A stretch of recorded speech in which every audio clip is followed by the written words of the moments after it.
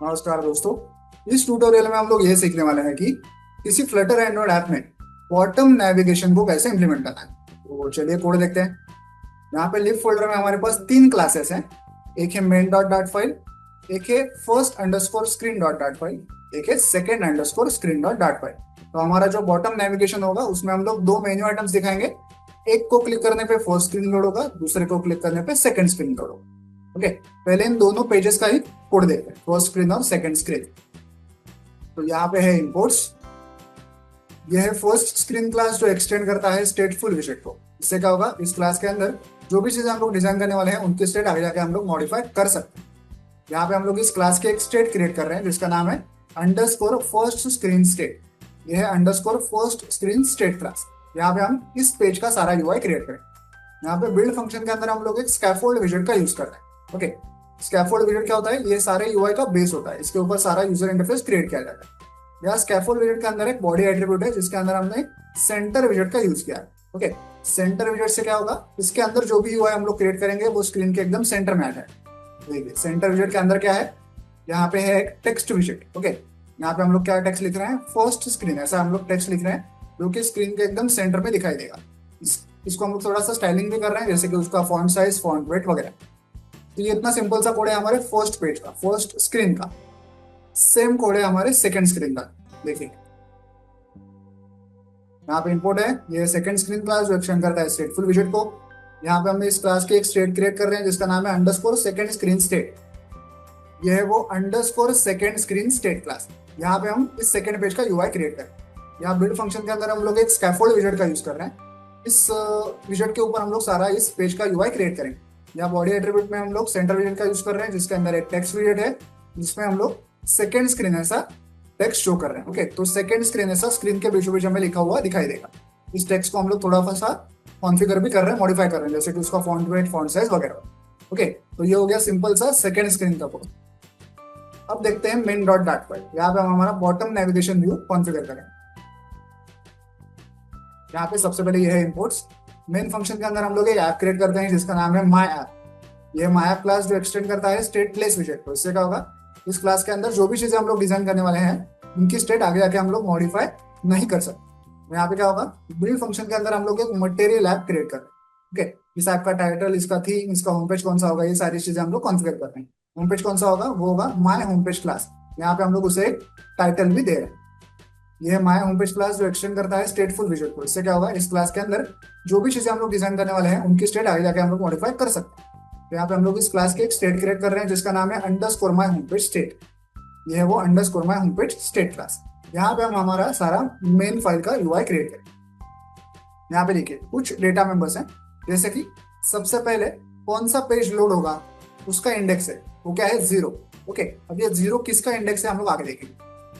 यहाँ पे हमने एक लिस्ट क्रिएट की है, विजेट्स की लिस्ट। ओके, इसका नाम हमने दिया है लिस्ट ऑफ विजेट्स। इसमें हमने क्या रखा है, हमारे जो दो पेजेस हैं उनके ऑब्जेक्ट्स हमने यहाँ पे मेंशन किए होंगे, फर्स्ट स्क्रीन वाला पेज और सेकंड स्क्रीन वाला पेज।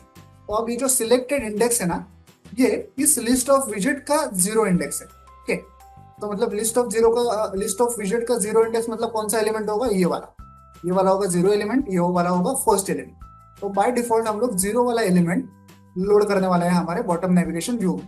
तो मतलब ये जो फर्स्ट स्क्रीन है ये बाय डिफॉल्ट लोड होगा, इसका ये मतलब। ओके, आगे बढ़ते हैं।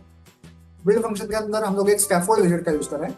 स्कैफोल्ड विजेट में हम लोग क्या क्या यूज कर रहे हैं, देखिए एक है ऐप बार एट्रीब्यूट, एक है बॉडी एट्रीब्यूट और एक है bottom navigation bar attribute. App bar attribute में हम टूल बार क्रिएट करते हैं। कैसे करेंगे, देखिए ऐप बार विजेट का यहाँ पे यूज किया गया है जिससे कि एक टूल बार क्रिएट होगा। यहाँ पे उससे बैकग्राउंड कलर दे रहे हैं और टाइटल दे रहे हैं।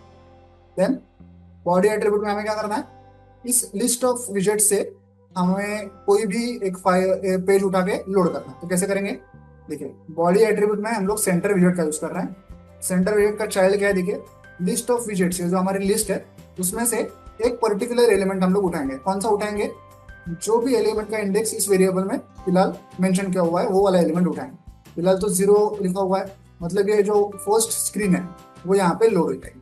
ओके, क्योंकि हमने यहाँ पे इस वेरिएबल का यूज किया है एलिमेंट एट, और ये इंडेक्स हमने यहाँ पे पास किया। देन यहाँ पे है बॉटम नेविगेशन बार एट्रीब्यूट। यहाँ पे हम बॉटम नेविगेशन बार विजेट का यूज कर रहे हैं। ओके, इसके अंदर हम हमारा पूरा बॉटम नेविगेशन व्यू कॉन्फ़िगर करें। जैसे कि देखिए यहाँ पे ढेर सारे कलर्स को हम लोग कॉन्फ़िगर कर रहे हैं, जैसे कि उसका बैकग्राउंड कलर कौन सा होगा, जो मेन्यू आइटम अनसिलेक्टेड होगा उसका कलर कौन सा होगा, जो सिलेक्टेड होगा उसका कलर कौन सा होगा।